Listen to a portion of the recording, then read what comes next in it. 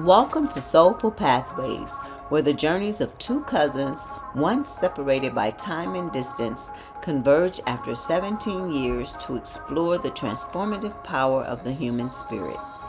In this space, we delve into the heart of personal growth, resilience, and the wisdom that life's experiences bring. Through stories of triumph and challenge, we aim to inspire and guide you on your own path to inner transformation.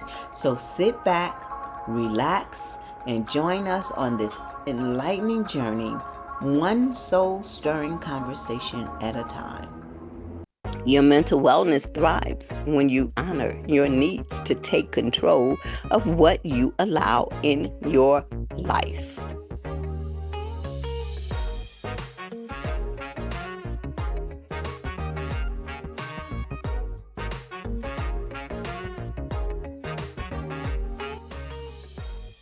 Hello, everyone. Thank you for joining me today. I am your host, Rhoda, and it is my pleasure to bring you another episode of the Soulful Pathways podcast. So I have a question for you.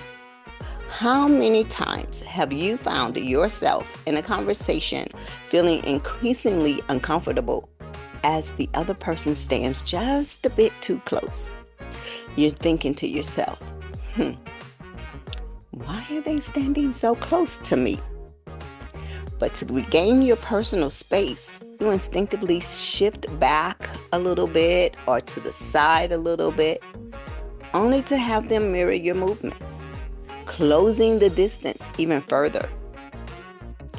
It's an awkward dance, and you respect the person enough to avoid saying anything that might hurt their feelings. So instead, you find yourself scrambling to the end of the conversation quickly, wishing for a way to assert your boundaries without causing discomfort. This scenario highlights a common struggle that we all face at some point: the challenge of establishing personal boundaries. Boundaries are essential for protecting your mental and emotional well-being. They help you to define what is acceptable, preventing feelings of overwhelm and disrespect. By establishing boundaries, you teach others how to treat you. This allows you to prioritize your needs without guilt and allow your focus on what truly matters. We need boundaries. We need boundaries for reducing stress. We need boundaries to create peace and to allow us to personally grow. So let's talk about a few boundaries. First, let's look at mental boundaries. Freedom from your thoughts, values, and opinions. Say you're having a conversation with a family member or a friend. They disagree on what your views are on the topic are, and they begin to argue. You can calmly say to them, I respect that we see things differently, but I don't want to debate this. Not right now. And then you can calmly walk away. Or you can say, sorry, and I do respect that you see things differently, but this is not the time nor space for this discussion. Let's have it another time. And you can quickly walk away. I know Proverbs 25:17, it tells us, it says, seldom set foot in your neighbor's house. Otherwise, he'll get sick of you and he'll hate you. So this is not saying for you, but it's saying for those that are overstepping your boundaries, or have you even set boundaries for others to abide by? So you don't want to overstay your welcome somewhere, just as you do not want others to overstay their welcome and disrespect your boundaries. So next, let's take a look at time boundaries. How much time to dedicate to yourself, to others, or to activities? Say you worked for 9 hours, went to a parents-teachers conference at the school right after, you went home, cooked dinner, you fed the kids, you got them ready for bed, then you finally get a moment to yourself. So you decide you're going to run a nice hot bubble bath, and just as you are about to jump in, the phone rings. Oh my gosh, it's your mom. What do? She needs something from the store. She says it can't wait until the next day. There are several other people that she could have called to do this for her, but she chose you. So what do? You calmly say to her, I won't be able to do that for you this evening, but I can take care of it for you first thing tomorrow. Or you can say, I am sure that so-and-so, whomever it may be, is out in your area right now, and they will be more than happy to take care of that for you tonight. And then you say, I love you with all my heart. Good night and have a great evening. You hang up the phone and you get into your nice, hot, warm bubble bath. Then we go into physical boundaries. Safeguarding your personal space, your body, and your privacy. Say, for instance, you are at work. So you keep, if you're anything like me, you keep a drawer with snacks in your desk drawer at work. This is to hold you over between breakfast and lunch and time to go home. You leave your desk for a few minutes to go and get a cup of coffee, a cup of tea, a cup of water. On your way back to your desk, you see a colleague in your drawer helping themselves to your snacks. How does that make you feel? So one thing you can do is you can calmly say to them, I don't mind sharing my snacks with you, but I would appreciate it if you would not take it upon yourself to go into my desk and help yourself to my snacks without asking me first. Simple as that. Set those boundaries. And then let's talk about this last one here. There's emotional boundaries. Emotional. Your emotional availability and your capacity to give or to receive support. Let's say, for instance, your friend wants to talk to you about a sensitive topic that makes you uncomfortable. You're looking at her, you're listening, and you're deciding, should I respond or what do I do at this moment? So what you can say, and you can say calmly, is, I appreciate your concern, but I'm not ready to talk about this topic right now. For your mental and emotional health, yours. So the thing is, it's important to identify what disrupts your mental, your physical, your emotional well-being, and your time. By recognizing where you struggle to say no or permit uncomfortable situations, you can decide when and why you need to establish boundaries. Why set boundaries, you ask? Have I not said enough? Okay, then let's go a little further. So setting boundaries isn't selfish. It's not. It's not selfish. It's important for maintaining your well-being. Boundaries protect your energy, build self-respect, and improve your relationships by ensuring clarity and mutual understanding. Point blank. Boundaries, they can improve your mental health. Demands from others start to leave you feeling overwhelmed or anxious.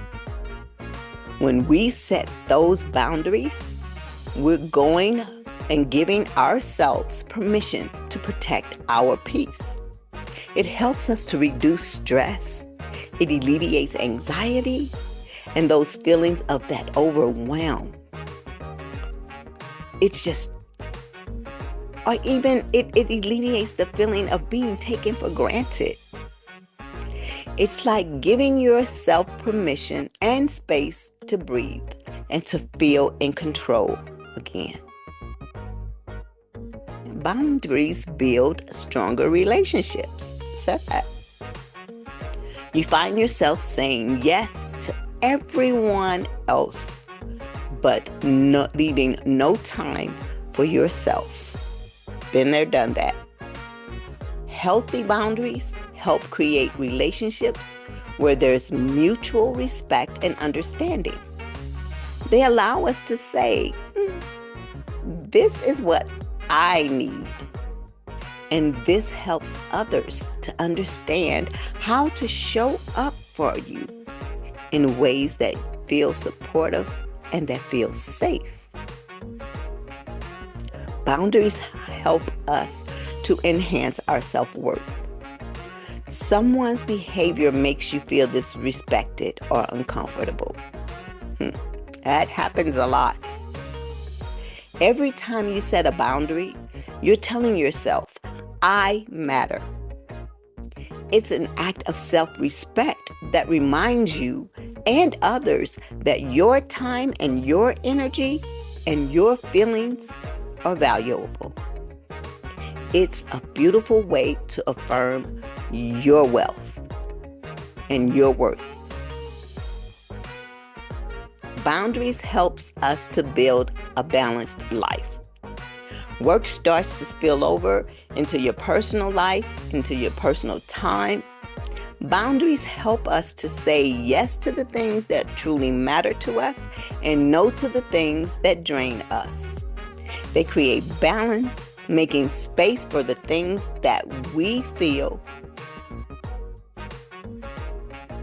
are things that provide us rest, to ourselves, to our loved ones, and to our passions. So while establishing boundaries is essential for all the aspects mentioned, it's also important to understand how healthy boundaries relate to mental health. So what is the connection between mental health and healthy boundaries? We'll start with protecting your peace. With mental health, you have a calm mind and you thrive in stable environments. While healthy boundaries create the stability by defining what you will and will not allow, reducing the stress and the anxiety. Building worth. With mental health, you build a strong sense of self-worth that is essential for emotional resilience. While healthy boundaries affirm your value by prioritizing your needs and energy over external pressure. Strengthening relationships. With mental health, you build positive, supportive relationships and improve emotional well-being. Healthy boundaries cultivate trust and mutual respect, preventing resentment and misunderstanding that harms relationships.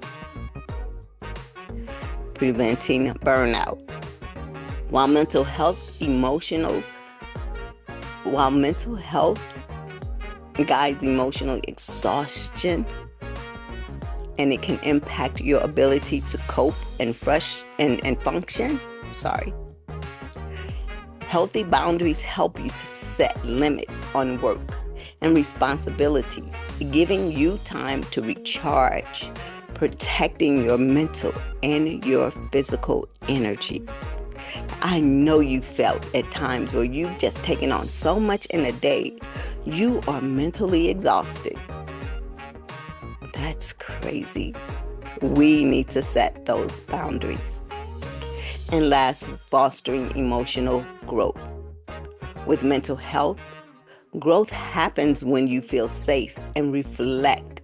When you feel safe enough to reflect and process emotions. While healthy boundaries create the safe space, allowing you to focus on self-reflection without overwhelming of the external demands. So again, all of that stuff that goes on throughout your day, we got to get rid of that by setting boundaries for our own mental and emotional health. Your mental wellness thrives when you honor your needs to take control of what you allow in your life. Now, you know me. I always have an activity for you or a question or some sort for you. So here's the activity that I want you to take on today.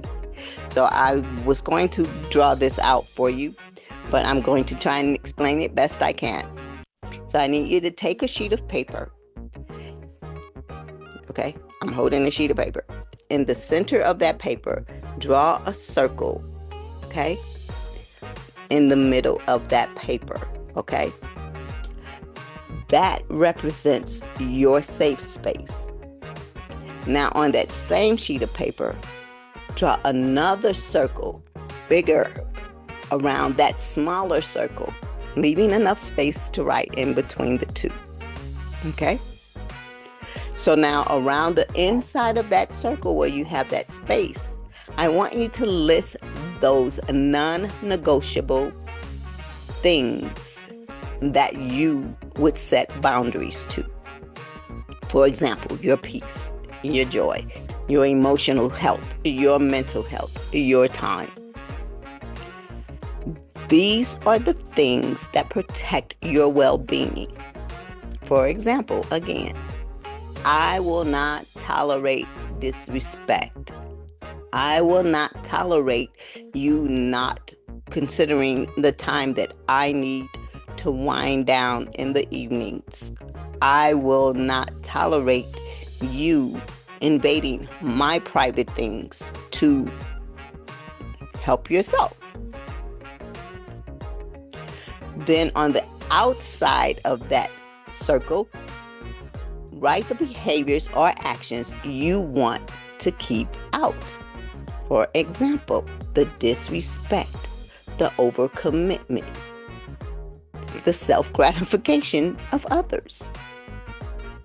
And then I want you to ask yourself, how do boundaries show up in my life and why might they be important? Then ask yourself, what feelings come up when I think about these boundaries? First question was, how do boundaries show up in my life and why might they be important? That could be you setting boundaries for yourself. That could be other people setting boundaries for themselves, but you recognize those boundaries. And the second question was, what feelings come up when I think about these boundaries? How do you feel when someone else has set a boundary for themselves and you try your best to respect that boundary?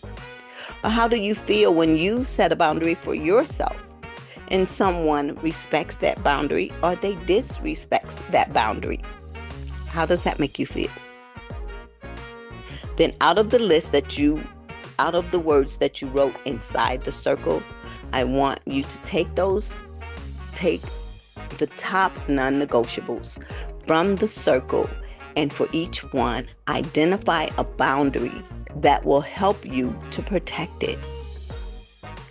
Think about what you need to say or to do to ensure that others will respect these non-negotiable boundaries that you have set for yourself. Remember, true strength, it lies in knowing your limits and embracing the power to set boundaries that preserve your well-being. So again, I thank you for hanging out with me again today. If this encourages you, share it with a friend and leave a review. Tag us at Conscious Blessings, capital CALLED, called the number 2. That's at Conscious Blessings called 2. This will help more people to find the show. And until the next time, keep walking in the blessings that are already yours in Christ. I pray that you are blessed by the message offered in this episode, and that you are able to find yourself and your power beyond the experience where you've lost them. May God guide your voice, shape your thoughts, open your eyes and your ears, and fill your heart with a kindness as you move through the rest of your day. And as always, be blessed and have a wonderful and fantastic day on purpose. I'll see you next time.